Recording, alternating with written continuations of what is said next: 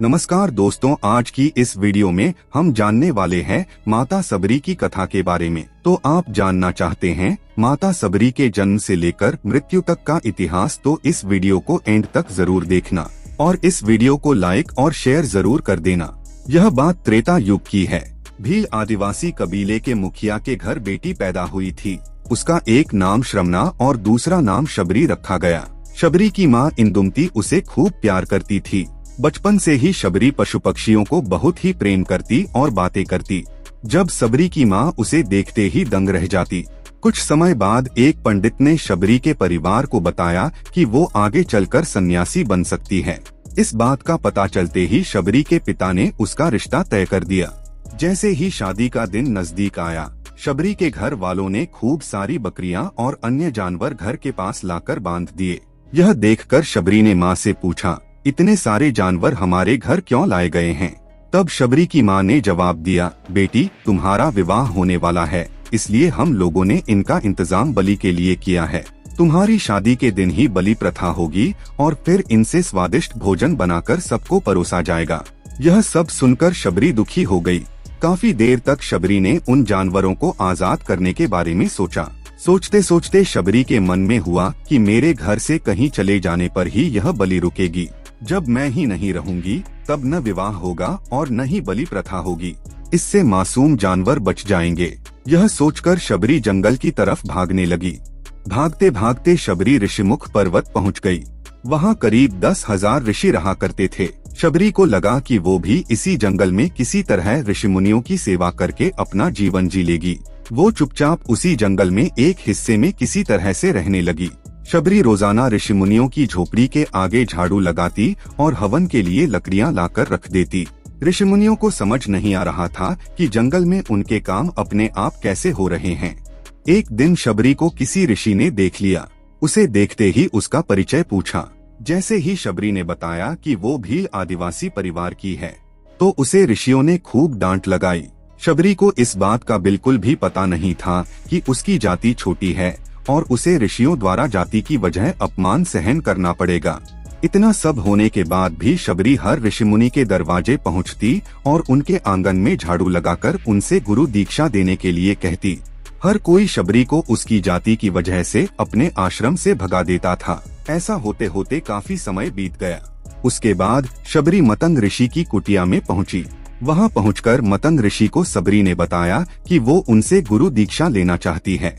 उन्होंने खुशी खुशी उसे अपने गुरुकुल में रहने दिया और भगवान से जुड़ा ज्ञान देते रहे। शबरी ने भी अपने गुरु मतंग ऋषि की सेवा करने में कोई कसर नहीं छोड़ी। वो गुरुकुल के भी सारे काम करती थी। शबरी से खुश होकर मतंग ऋषि ने उसे बेटी मान लिया था। समय के साथ मतंग ऋषि का शरीर बूढ़ा हो गया। उन्होंने एक दिन शबरी को अपने पास बुलाया और कहा कि बेटी, मैं अब बूढ़ा हो गया हूँ, मैं अपना देह त्यागना चाहता रहा हूँ। शबरी ने दुखी मन से कहा, आपके ही सहारे मैं इस जंगल में रह पाई हूँ। आप ही चले जाएंगे तो मैं जीकर क्या करूँगी? आप अपने संग मुझे भी ले जाइए, मैं भी देह त्याग दूंगी। मतंग ऋषि ने जवाब दिया, बेटी तुम्हें चिंता करने की जरूरत नहीं है। राम तुम्हारी चिंता करेंगे और ध्यान भी रखेंगे। शबरी ने राम का नाम सुनने के बाद पूछा कि वो राम कौन है और उन्हें मैं किस तरह से ढूंढूंगी। मंतग ऋषि ने बताया कि राम कोई और नहीं भगवान है। वो तुम्हें सारे अच्छे कर्मों का फल देंगे। तुम्हें उन्हें ढूंढने की कोई जरूरत नहीं है। वो एक दिन खुद तुम्हें खोजते हुए इस कुटिया में आएंगे और तुम्हें उनके हाथों ही मोक्ष मिलेगा। तब तक तुम इसी आश्रम में रहो। इतना कहते ही मंतग ऋषि ने अपना शरीर त्याग दिया। शबरी के मन में एक ही बात थी कि भगवान राम स्वयं उससे मिलने आएंगे। वो रोज भगवान राम से मिलने के लिए बाग से अच्छे अच्छे फूल लाकर पूरा आश्रम सजाती और भगवान के लिए बोर तोड़ कर लाती। भगवान के लिए बोर चुनते हुए शबरी उन्हें चख लेती थी ताकि भगवान वो सिर्फ मीठे बोर ही दे। रोजाना शबरी इसी तरह भगवान के दर्शन की आस में फूल और बोर इकट्ठा करती रहती थी। इसी तरह इंतजार में कई साल बीत गए। शबरी का शरीर एकदम वृद्ध हो गया। एक दिन आश्रम के पास के ही तालाब में शबरी पानी लेने के लिए गई। तभी पास के ही एक ऋषि ने उसे अछूत कहते हुए वहां से भागने के लिए कहा और एक पत्थर मार दिया। वो पत्थर जब शबरी को लगा तो उसे चोट लगी और खून बहने लगा। बहते हुए खून की एक बूंद उसी तालाब के पानी में गिर गई। तभी पूरा तालाब का पानी खून में बदल गया। ये सब होता देखकर ऋषि ने शबरी को ही डांटा और कहा कि पापीन, तुम्हारी वजह से पूरा पानी खराब हो गया। रोज ऋषि उस पानी को साफ करने के लिए अपनी कई तरह की विद्याओं का इस्तेमाल करते और कई सारे जतन करने के बाद भी कुछ नहीं हुआ। फिर उन्होंने गंगा जैसी कई पवित्र नदियों का जल भी उस तालाब में डाला, फिर भी तालाब का पानी साफ नहीं हो पाया और वो खून जैसा ही रहा। कई सालों तक तालाब के पानी को साफ करने की कोशिश के बाद भी कुछ काम नहीं आया, तो ऋषि ने थककर सब कुछ छोड़ दिया। इस घटना के कई सालों के बाद भगवान राम अपनी पत्नी सीता के हरण के बाद उन्हें ढूंढते हुए उसी तालाब के पास पहुँचे। ऋषिमुनियों ने उन्हें पहचान लिया। भगवान को वहां देखकर ऋषियों ने तालाब का पानी साफ करने के लिए भगवान को अपने पैर उसमें डालने के लिए कहा, लेकिन पानी जैसे का तैसा ही था। ऋषिमुनियों ने भगवान से भी कई अन्य जतन करवाए, लेकिन वो पानी खून जैसा ही रहा। तब भगवान ने ऋषियों से पानी के रक्त में बदलने की कहानी पूछी। तब ऋषि ने शबरी को पत्थर मारने वाली सारी बात बता दी। उसके बाद कहा कि वो महिला ही अपवित्र है, छोटी जात की है, इसलिए ये सब हुआ है। उसी वक्त भगवान राम ने कहा कि ये सब आप लोगों के खराब वचनों से हुआ है। शबरी को इस तरह के शब्द बोलकर आप लोगों ने उसे नहीं बल्कि मेरे दिल को ठेस पहुंचाई है। इसी वजह से तालाब का लाल पानी है। श्री राम ने कहा कि वो माई से मैं मिलना चाहता हूँ। तब तक शबरी उसी तालाब के पास पहुँच जाती है। इस दौरान शबरी के पैर को ठोकर लगती है और कुछ घूल उस तालाब में गिर जाती है। तभी सारा पानी साफ हो जाता है।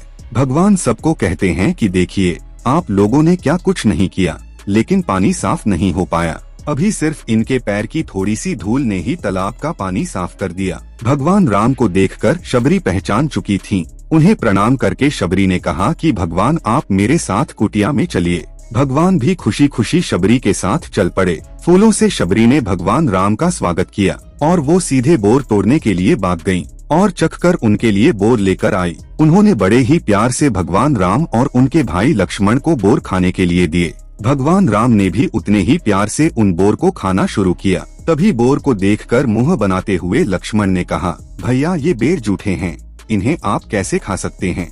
भगवान ने जवाब दिया, लक्ष्मण ये जूठे नहीं बल्कि बहुत मीठे हैं। शबरी माई हम सबके लिए ये बहुत प्यार से तोड़कर लाई हैं। इतना कहकर भगवान राम प्यार से उन बोर को खाने लगे। भगवान ने जाते हुए शबरी माई से कहा, आप मुझसे जो चाहे वो मांग सकती हैं। शबरी ने उन्हें कहा, मतंग ऋषि के कहने पर मैं आज तक सिर्फ आपके दर्शन करने के लिए जी रही थी। अब आप मुझे मोक्ष प्रदान कीजिए। मैं अपना शरीर आपके सामने ही त्यागूंगी। उसी वक्त शबरी ने अपना शरीर त्याग दिया। भगवान राम ने अपने हाथों से उनका अंतिम संस्कार किया और सीता माँ की खोज में आगे बढ़ गए। इस तरह से ऋषि मतंग की बात सच साबित हुई और शबरी को भगवान राम के दर्शन भी हुए।